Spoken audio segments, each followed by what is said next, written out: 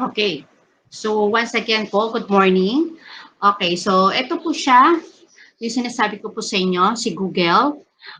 Dati po siyang Hangouts and this time, Google Meet na po siya. The new Google Hangout, Google Meet. Okay, so objective po natin, at the end of the session, participants will be able to grasp the idea in using Google Meet, explore and navigate the features of Google Meet, and embrace the type of collaboration tools such as the Google Meet in the new normal setting in education. Okay, so let's try this one. Okay, let's play first. So what is the picture? Oh, okay. What is the name of the picture? Okay, so that is sky. What about this one po? Okay, what's up? And this one, the purple one, okay, the Viber.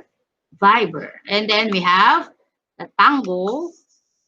Yeah, very familiar po sa atin ito. That is Messenger. And also we have Zoom. So, what is the commonalities po kaya ng lahat ng ito?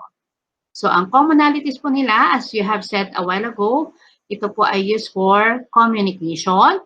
Also, no, it is for teleconferencing, a way of giving information to others. Okay, communication. So, aside from this po, 1, 2, 3, 4, 5, 6, we have another one, and that is Google Meet. So, what is Google Meet po? Video conferencing software provided as part of Google Suite. It supports up to 250 participants. So, yes, tama po. Tama po, narinig nyo.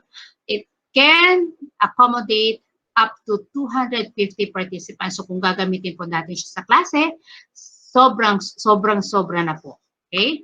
So, how to use Google Meet? Okay. First, you have to open your browser and make sure you make use of Google Chrome. Okay. Next, you must log into your DepEd account. So you, on the upper right, you will see that color blue box, rectangular blue. Okay. Nakalagay nyo yung sign in. You have to click that and you have to sign in. So you have to put on your email account or your DepEd account and then click next. Then you will be prompted with enter your password and then you click your password and then next. Okay? So, yan. So you will see now this interface. So after signing in, type meet.google.com on your web browser engine and press enter. In the case po na may link na po kayo, you simply click sign in. Okay? Okay. So, meet.google.com. Okay. So, ito po yon. Ito po yung makikita nyo sa meet.google.com. So, we have to click, join, or start a meeting. So, in case po natin, join na lang po tayo. You have to click the join kasi meron na po kayong link. Okay? So, click join. Okay. So, you will be prompted again with this box. Sabi niya, enter the meeting code or nickname. So, usually po, hindi na po natin pinapagamit yung nickname kasi for identification purposes na po, para makita natin kung sino talaga yung mga taong nasa loob. Minsan kasi, alias-alias, hindi naman natin alam. Okay? So, make sure po, real name na po gagamitin. Okay? Then, you will be seeing this in your laptop or in your cell phone. So, what you're going to do is, click join now. So, pag nag-join now na po kayo, okay. So, ito, makikita nyo sa lower part, sabi niya, what is the title of the meeting is collaborative meeting. So, sa ilalim po niya, you have already the Google Meet link. So, usually ito yung kinakopy natin at pinapadala sa mga members or participants. Okay. Okay, so papadala sa mga social media groups. Okay, if it is webinar, it is through email address. Okay, copy. Now, what will we see inside the Google Meet? Okay, so first, you will see the list and number of participants. So you can monitor how many persons or people are in the meeting because you will be seeing the list and the numbers. So makikita po ninyo. Okay, and the next is the chat box. So during the encounter po or the meeting proper, usually dahil hindi salita or para hindi makalimutan yung mga queries or yung mga questions, they are typing it. Or if you want to say something, type it or write it in your chat box. Okay, next, we have the microphone. So, pag naka-slash ng color red,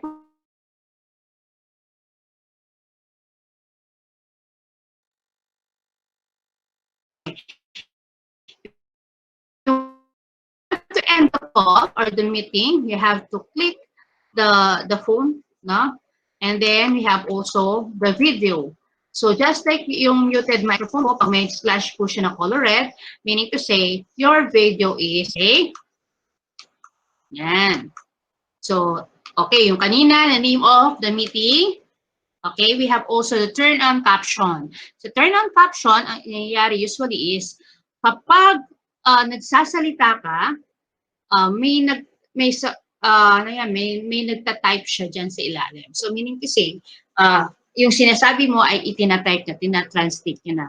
Okay, usually mas maganda kapag English kasi nare-recognize niya. Kapag Tagalog na, nagkakaroon na siya ng ibang interpretation. Okay? Next, we have present now. So sa present now, we have this.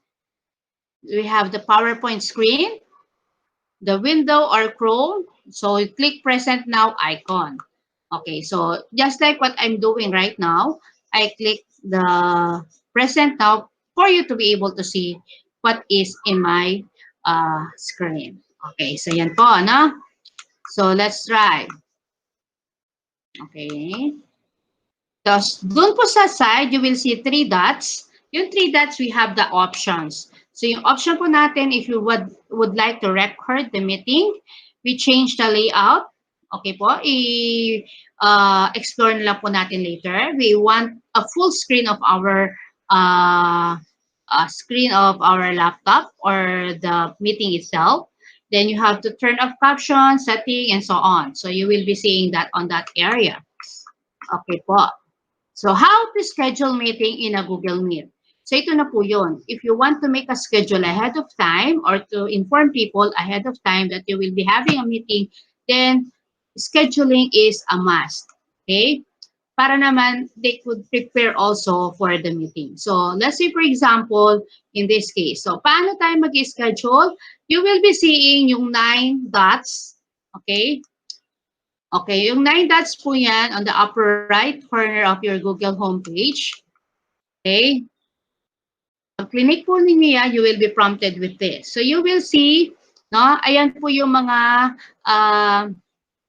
kasali sa Google, yung mga parts ng Google. So we have the account, our Gmail, we have the Drive, okay, yung Google Classroom, yung Google Docs, Google Sheet, Google Slide. Okay, next meeting po, di-discuss po natin yan. Then we have the calendar, the Meet, the Google Plus, no? The contacts. So para hindi ka ulit-ulit ng mga contacts, no? Tina-type na po natin yan sa contacts, yung mga email addresses para in time na nag-a-add ka po dun sa meeting, then you can easily just click kung alin po yung isasali mo sa meeting. So, okay. So, dun po tayo, no, sabi natin scheduling. So, we go to calendar. Okay. So, let's click calendar icon. Dun sa calendar icon, okay, pasok tayo sa calendar icon. You will click create icon to create a schedule. That will you see. Okay, so doon po sa add title, let's say for example sa atin po, ang nakalagay po natin is New Normal Tutorial 101. So yun po ilalagay natin doon. So ilalagay po natin sa event and then yung date po, kailan po gaganapin, what time, to start and what time to end. And then, doon po sa add guest, yun po yung sinasabi kanina, yung mga email addresses na gusto nyo pong isali sa meeting na to. And then, you click also add Google Meeting video conferencing. Pag click po nyo yan, bibigyan kayo ng link ng meeting. Okay? And then, save. Pag na-save na po, yan po yung hihingi nila. Okay, save. And then, tapos. So, later na po yan. Okay, so let's now try to do an actual. Okay po? Mag-actual po tayo. Okay. So, I'll go to Chrome. So, punta tayo kay Gmail. Okay, I want to share Gmail. So, in this case, I will be scheduling, okay, San Pablo ang gagamitin ko po at this time.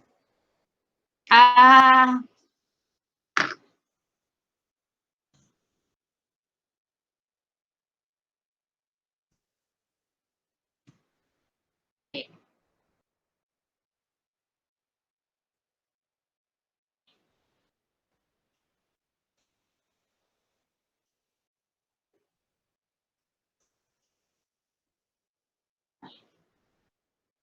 Okay. Wait lang po, nagpapa-update lang po si San Pablo. Okay. So, yan po, no? Let's say, for example, nandito muna tayo. So, naka-check-in na po, naka-check-in. Naka-sign in na po tayo.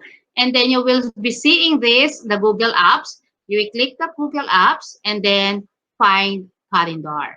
Sa calendar po, yan, gaya niyan. Pasok po tayo sa calendar. Okay, sa calendar po, we choose the date, no? So, we will be creating an event.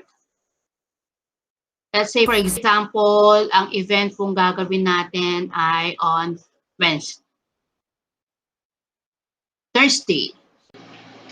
Okay, sa calendar po, we choose the date, no? So, we will be creating an event. Let's say, for example, ang event kung gagawin natin ay on Wednesday. Thursday. Kasi meron na po tayo ng Wednesday, no? So, Thursday po yung gagawin. Thursday. Oh, sorry. Sa Thursday, gagawa ako ng event. Okay, so Google Drive tutorial. So sa Google Drive tutorial, that will be on May 28, 2020. We will be starting at 9:30 and will end at around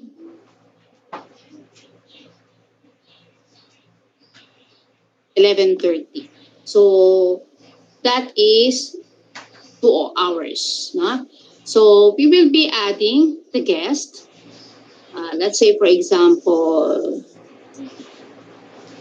Christy. Sali natin. Okay, so dalawa na po siya, no? Okay. So click join with a meet. Okay, ganyan po siya kapag nakuha na natin. Okay, so balik tayo. So, yan po. Meron na po tayo, no? Ito. Okay, and then save. Yun po yung ika-copy natin later. Okay, so meron na tayo schedule for May 28. Balikan. Okay, you will see. Okay, so Google Drive tutorial, May 28, 9:30 to 11:30 a.m. Okay, so kiklik po niya yung join with Meet, Google Meet. Then, ito na po yung in-invite. Okay, so you will be answering yes if you will be attending, no, or maybe. So halimbawa po, I would like to add more. Then dito po ako maglalagay ng pangalan. Yan. Si sp2nhs, i-add ko rin po. Okay, and add more. Pag natapos na po, okay, you click save. So kapag nakasave po, so ibig sabihin, nadagdagan na po yung invites natin for the meeting. Okay, so ganun po siya. No? Ganun po yung Google. Okay, so kapag meron na po tayong Google Meet, ito po, let's say for example, ito, kukunin ko po yung, kopyahin ko po siya, no? I will be joining, click ko lang po siya, and then ida-direct na po ako. So tingnan nyo po, ito na po si host, and I will be joining now. So click si join, so papasok na po tayo doon. So yan po, nag-i-start na po tayo. Okay, that's all. Hope po na may natutunan kayo. At the same time po, ma-review at may follow po ninyo mga instruction at makagagawa na rin po kayo ng sarili nyo Google Meet. With that, thank you very much and have a great day.